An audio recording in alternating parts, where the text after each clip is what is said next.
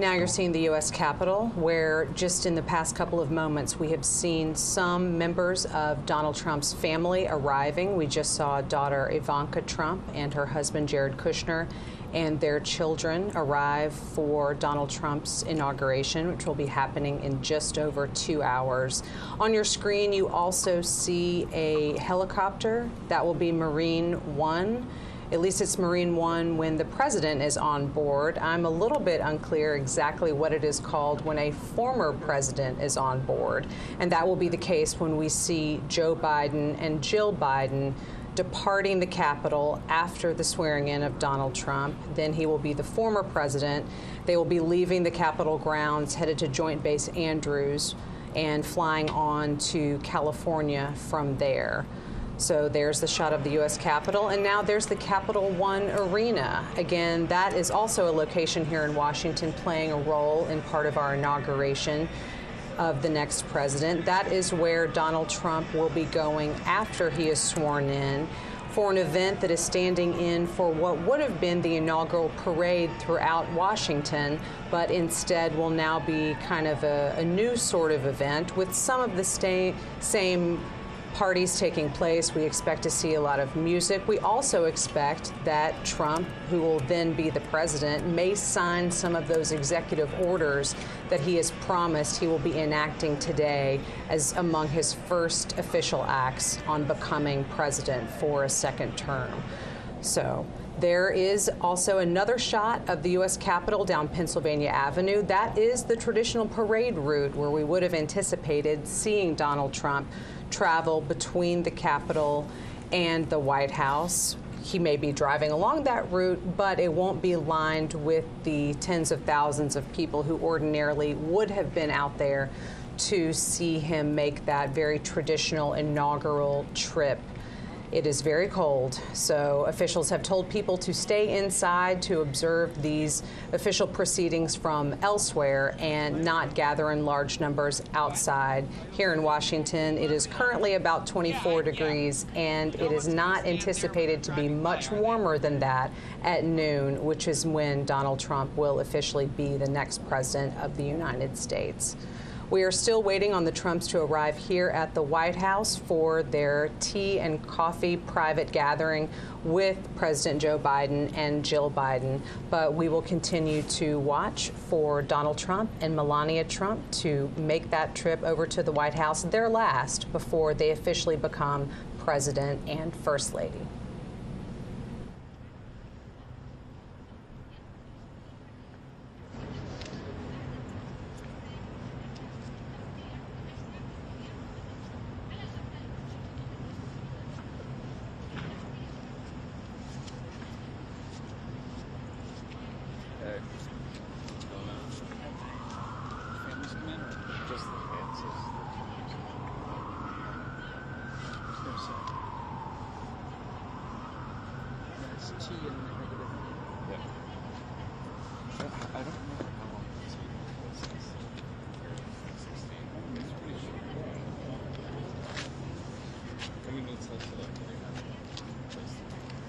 Exactly right.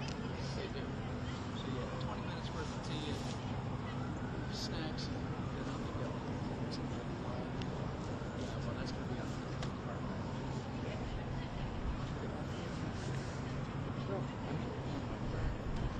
I would assume I would think, yeah.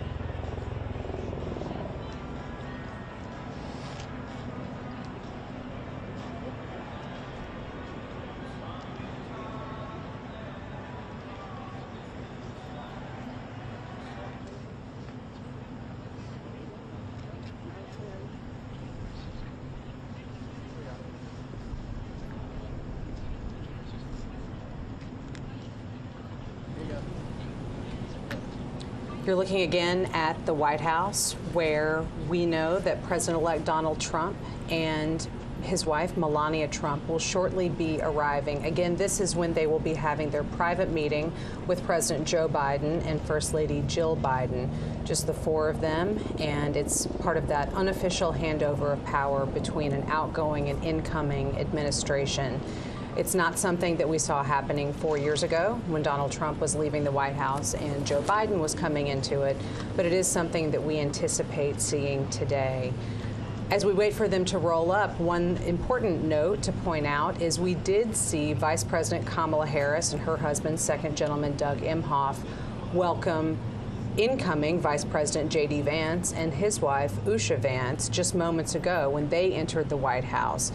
And that's interesting because typically the outgoing vice president will invite the incoming vice president to get together ahead of today. We didn't see that happen between Kamala Harris and J.D. Vance, but we did in this hour just a little while ago see her welcoming him there at the White House, where purportedly they are doing something similar. They're taking a look at President Joe Biden and First Lady Jill Biden as they await President-elect Donald Trump. There he is, coming up to greet them for this private meeting. Let's listen in as Donald Trump and Melania Trump arrive at the White House.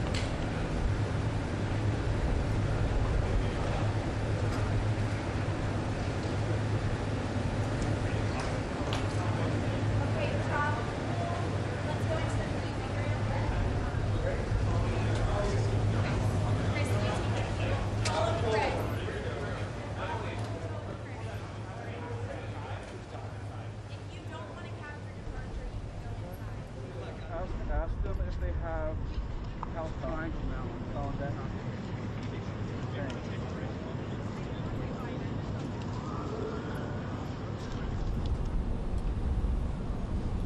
You're seeing there again a shot of the White House where President Joe Biden and First Lady Jill Biden have just welcomed the Trumps, Donald Trump and Melania Trump, in for their private gathering. On the left, though, you see the Capitol, as well as the helicopter that will take the Bidens away from Washington as the former president and former First Lady in just a couple of hours from now. And this may be a good opportunity for us, Sagar, to kind of talk a little bit about Joe Biden's final actions as president. This is the last day that he will be the current president of the United States. But it has been a pretty active day in terms of official things that he can do in the final hours of his administration. So let's talk a little bit about what are some of those things that we have seen coming out of the Biden White House in these last moments. The thing that has gotten the most attention that happened, let's see, about two and a half hours ago now, a lot of pardons and commutations from the president in previous days. Some very big names being preemptively pardoned this morning. The president has issued pardons to Dr. Anthony Fauci, the former head of infectious disease research for the United States, General Mark Milley, the former chairman of the Joint Chiefs of Staff, and the members of the House panel that investigated the January 6th attacks. This is after Trump had basically throughout his campaign vowed retribution against those that he perceived tried to hurt him, tried to hurt the nation. He has long gone after General Milley, whom, again, he handpicked as his senior military advisor to be in charge of America's military. Long at odds with Anthony Fauci over the handling of the COVID-19 pandemic. And then, of course, the January 6th riot, where the president-elect has already said he wants to pardon the rioters. President Biden has now preemptively moved to shield those officials from anything that might happen. He says this is not an admission of guilt or wrongdoing or a thought that they may face prosecution, but I couldn't not do something about this.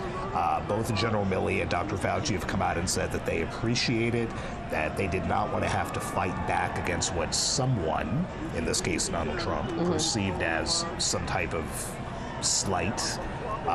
Tony Fauci flat says, I have not committed any crimes. I have spent my entire career trying to keep the American people healthy, but I appreciate the president's move. So this is something that had been discussed within the White House for months now. Is the president going to preemptively move to keep these folks out of harm's way, for lack of a better phrase? And that's exactly what he did this morning. It's an extraordinary use of presidential authority and could set the tone for Trump and others to then take actions like this immediately before they leave office. Right. It's a large action to take, but also literally in the closing hours of an administration. I guess, I mean, there's less time for it to be analyzed while that presidency is still ongoing, because the news cycle will move on necessarily to this next administration. I'm not attempting to analyze exactly why the timing was put like that, but it is something that those of us who cover this have been wondering for a long time. Is this going to happen? And now that it finally has happened in these very closing hours. It is customary for citizens who've been, in the president's case, convicted of drug crimes and things to receive clemency, but to do it in this kind of untested way with this type of name, Tony Fauci, Mark Milley, Benny Thompson, Liz Cheney right down the row, incredibly unusual. And, as we talk about the peaceful transfer of power and, they smiled and shook hands at the White House, and what are they going to chat about in the limousine? This is directly from President Biden to his successor, hey, you said you're going to do this? I'm not going to let you do it. So here you go. Hours before you have the office, it's still my job. I can do whatever I want. Just pretty stark to see it come out this morning. Certainly. And then again, that limo ride between where they are right now, you see on your screen in the White House, to where you see on the left-hand side the U.S. Capitol building. That is something I would love to be a fly on the wall just to hear what is discussed and what goes on in that conversation. You're seeing now other images of Washington. On the left-hand side, the U.S. Capitol down Pennsylvania Avenue, that traditional parade route where we expect Donald Trump to be traveling, but perhaps not officially in the parade that ordinarily would take place on an inauguration. That all has been called off and rescheduled to an event you see on the right-hand side in the Capital One Arena here in Washington, where there will be, it's still being called a parade, but we're not exactly sure that it will have the same sort of format, certainly not the marching down Pennsylvania Avenue, but that's where Donald Trump will be going after he is sworn in as president here in just a few hours.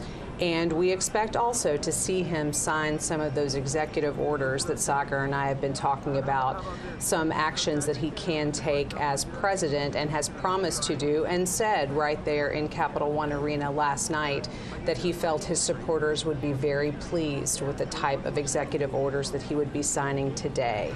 So we will keep an eye on all of those spots, but right now, the Trumps and the Bidens continue their coffee and tea private gathering there in the White House on the upper right part of your screen.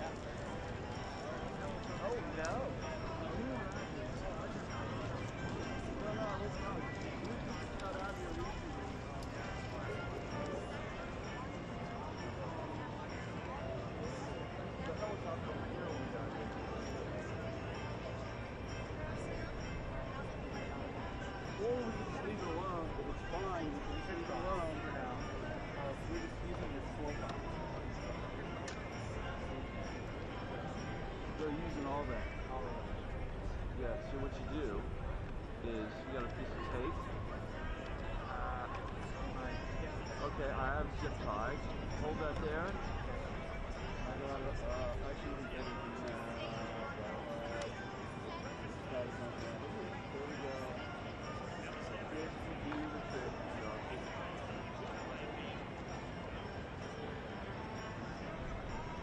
Okay, so stay.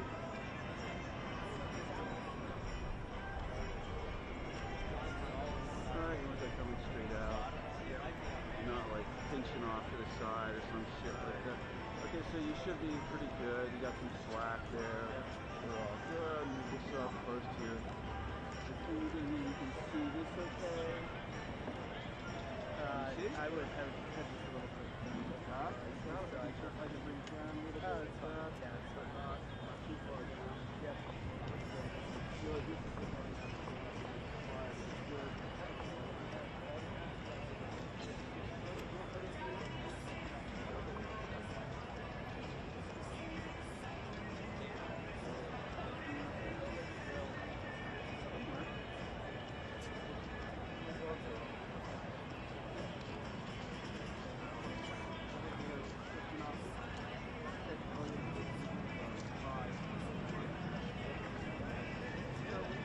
All the way there.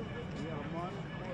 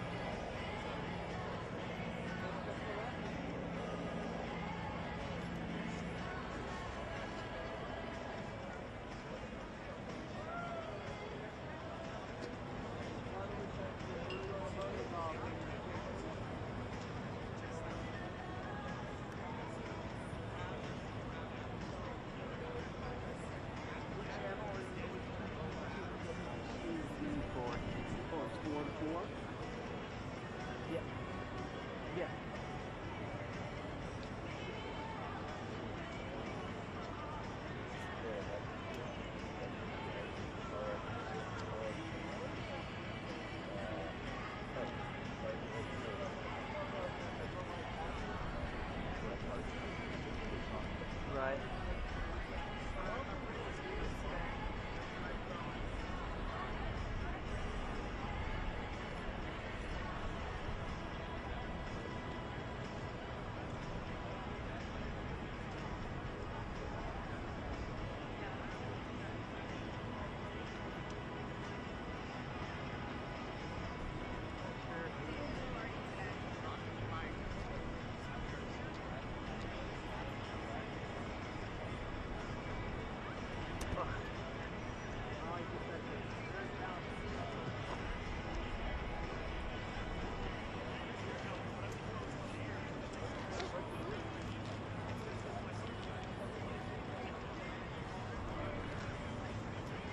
Stay there?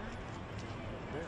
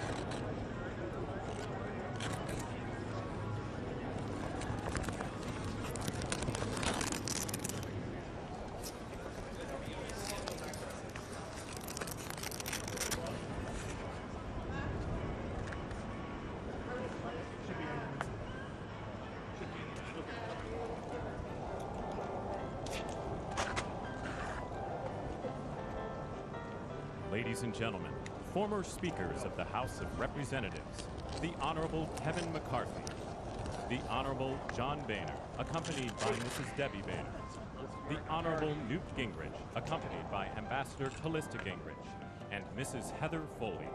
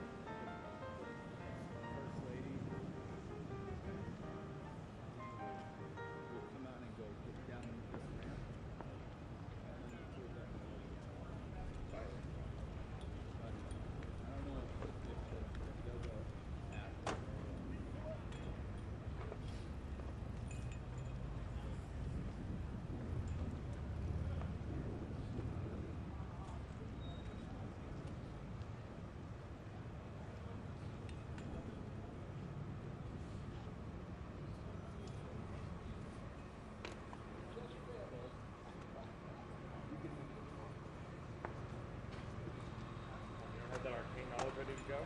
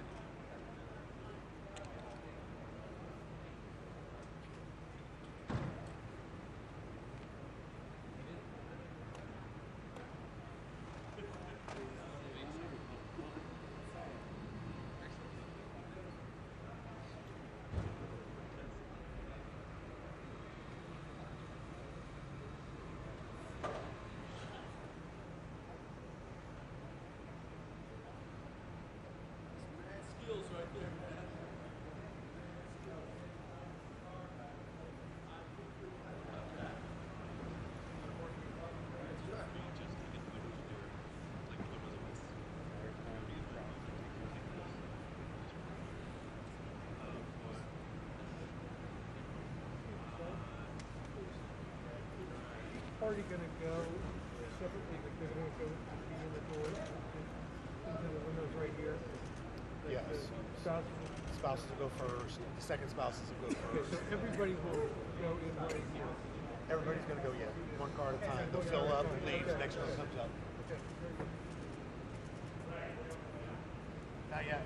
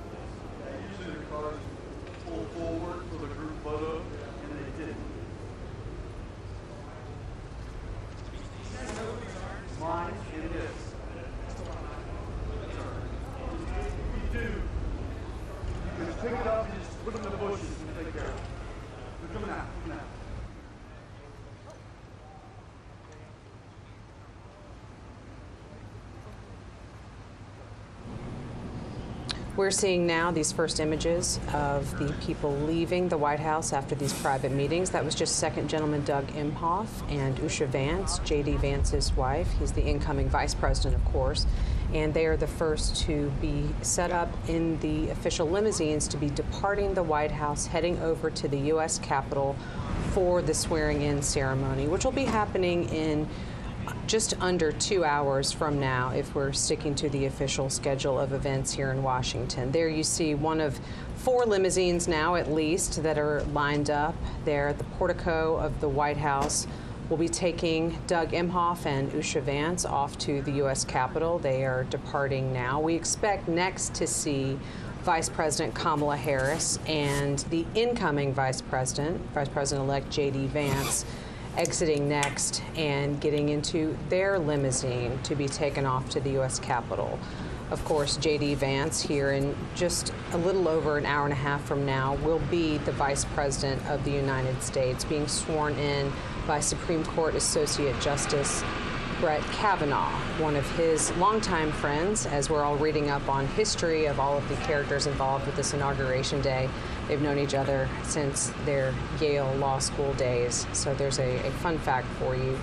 But here we're still looking at pictures of the White House where for the past little bit of time, under an hour, there's been an unofficial casual tea and coffee, off the record, at least not privy to reporters like me, but a meeting between President Joe Biden, First Lady Jill Biden, and the incoming President Donald Trump, President-elect, and Melania Trump, his wife. They have been gathering for one of these moments that we see on Inauguration days here at the White House. And soon, those two will also be getting into a car together and making that trip just a couple of miles down to the U.S. Capitol, where the rest of the official swearing in for Donald Trump's inauguration will be happening on this Monday, January 20th, here in Washington, D.C. So we're looking at those doors, waiting to see who's coming out next. Sagar, we can spend this moment, I guess, just to kind of talk a little bit about this last day in office for the Bidens, not just as an administration, but as a family. They have been living in the White House for 4 years. And once they leave here in just a few minutes, that move-out process really kicks in to do that turnover in between administrations. There's really only about 5 or 6 hours to get it all done. What all is going to be happening once they exit those doors? Yeah, it is a fascinating choreography that takes place right now at the White House. We're looking at the North Portico. Well, they arrived and they'll be leaving. On the other side of the White House, there are moving trucks lined up that will be waved in the instant that the Bidens and the Trumps leave. One group will be moving all the Biden stuff out. One group will be moving all the Trump stuff in.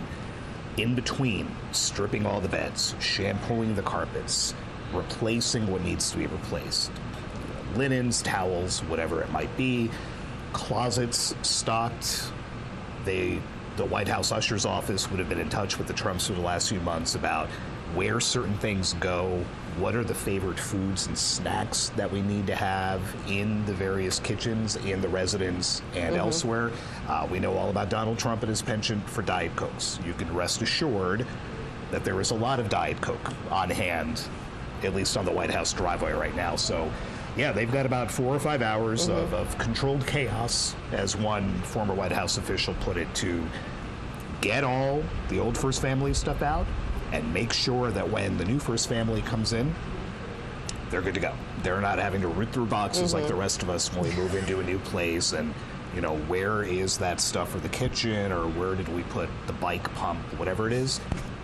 That's all laid out in the mansion. Donald Trump's not going to have to be looking for any of that. Yeah, moving day is always a stressful time. Try not to think about that, because it's just, you're living in those boxes for months, but not when you're living in the White House, because there are plenty of folks to take care of that.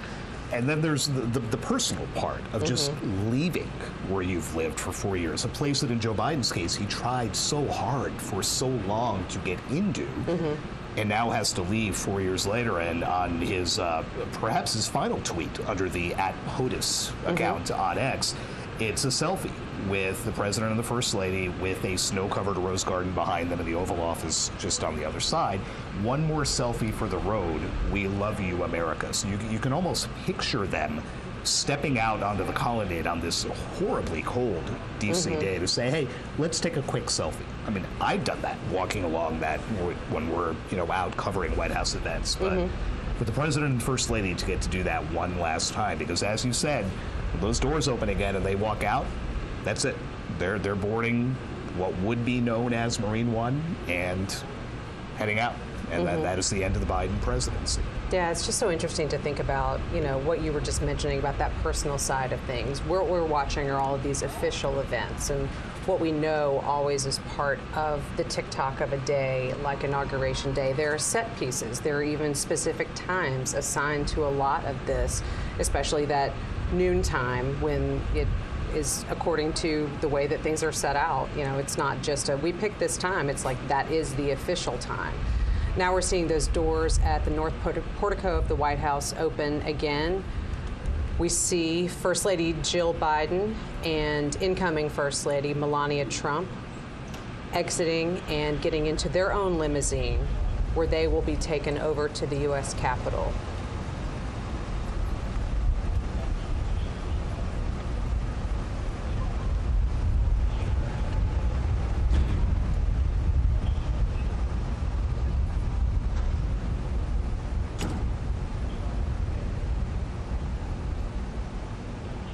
As we think about these situations, Sagar, we have talked a little bit about the outgoing president and the incoming president and kind of what they might share in casual conversation. But this is also a first lady who's been here before. Melania Trump has been in the White House and has occupied that role. And I wonder she's at the end of this next term, she will have been first lady for longer than Jill Biden was. She will have more experience, but I just wonder what their conversations are like too, in terms of what they hope to accomplish or what Melania is thinking about in this next 4 years. And Melania recently told Fox that it's easier this time around. She's lived there. She knows what the space is like. She knows what they want. She knows which furniture they want to bring in. The incoming first family gets to redecorate the residence with things pulled from White House stocks and bring things from home that are sentimental or what have you. And she said, since we've been here, and I know what it looks like, we were kind of coming in blind last time, although Michelle Obama did invite her into the residence and gave her the tour 8 years ago. Again, a courtesy that Melania Trump did not extend Jill Biden 4 years ago. But she didn't need that this time. And in fact, she skipped Donald Trump's visit here after the election. She knew what it was about, and she knew what she was getting into, and she seemed visibly more comfortable in this interview with the prospect of, moving away from Trump Tower and moving away from these big gilded residences that they have in Florida and elsewhere, and moving into the White House. And taking pains to note that Barron Trump will have a bedroom in the White House for when he comes home to visit from college. He's not the little kid he was during the first Trump administration. He's now about, I think, taller than his father. Now it's a little bit jarring to see, frankly. He has definitely grown up and attending colleges in New York City. Now we see Vice President Kamala Harris and incoming Vice President J.D. Vance making their exit. Let's listen in as they depart for the U.S. Capitol.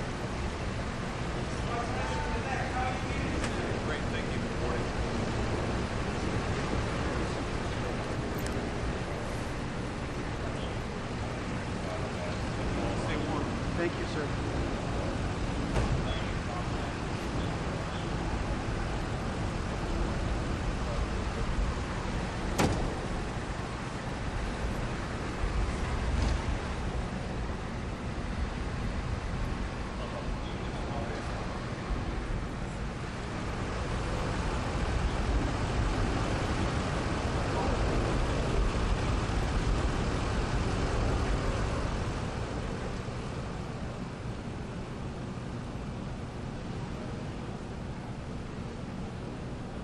So there's just one pair left in terms of who we anticipate to be departing the White House and heading to the U.S. Capitol.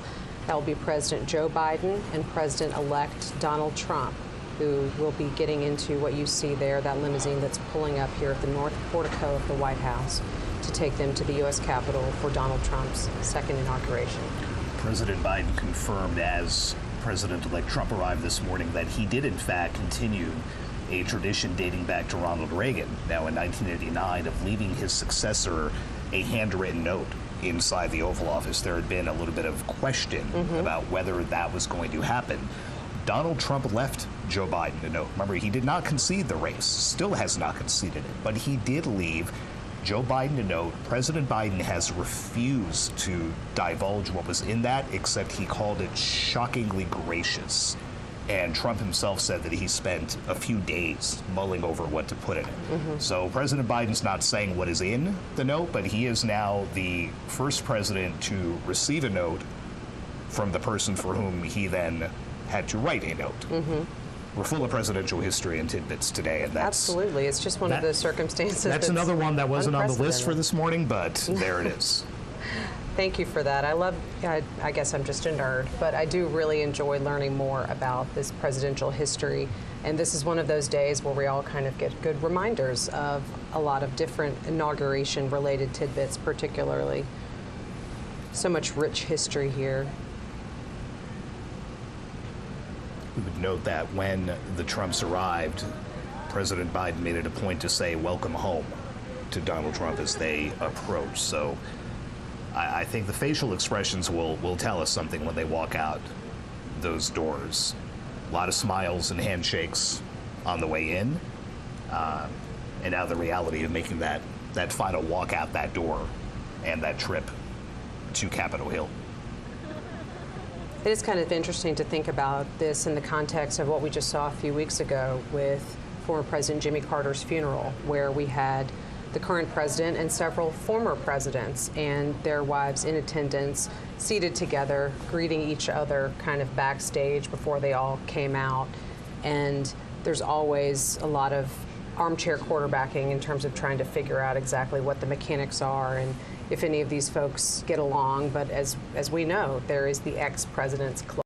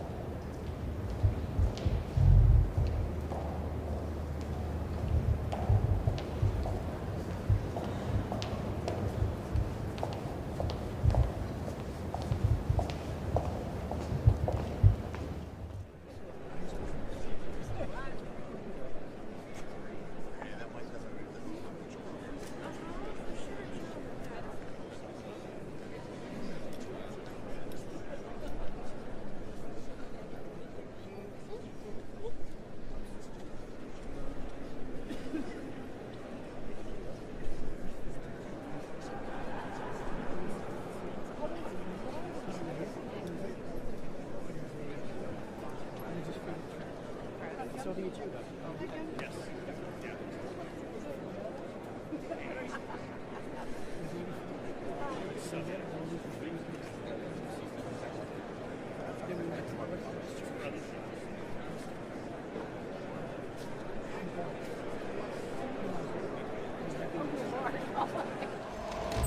Attention!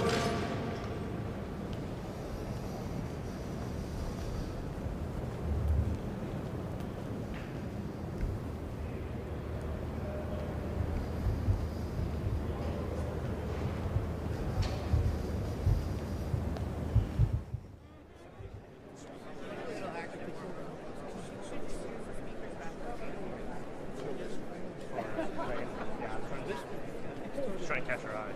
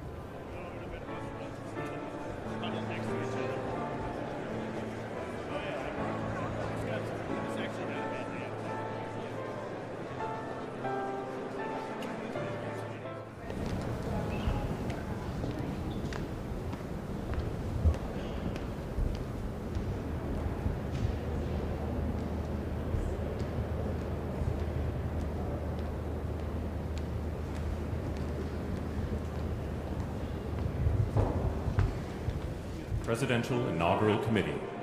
Committee Co-Chair, Mr. Steve Witkoff.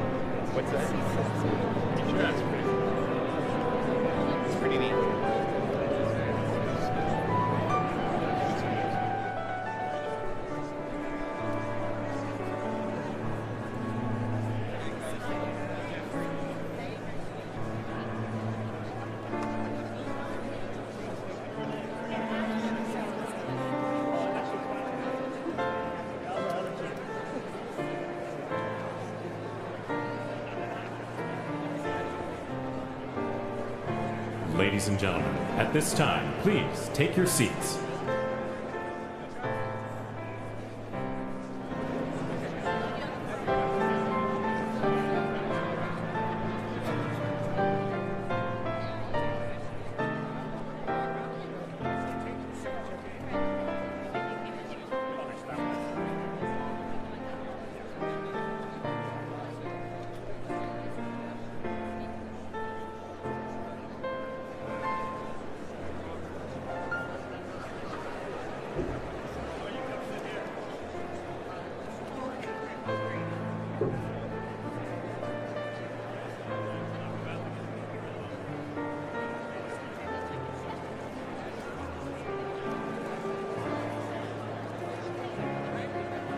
Ladies and gentlemen, at this time, please be seated.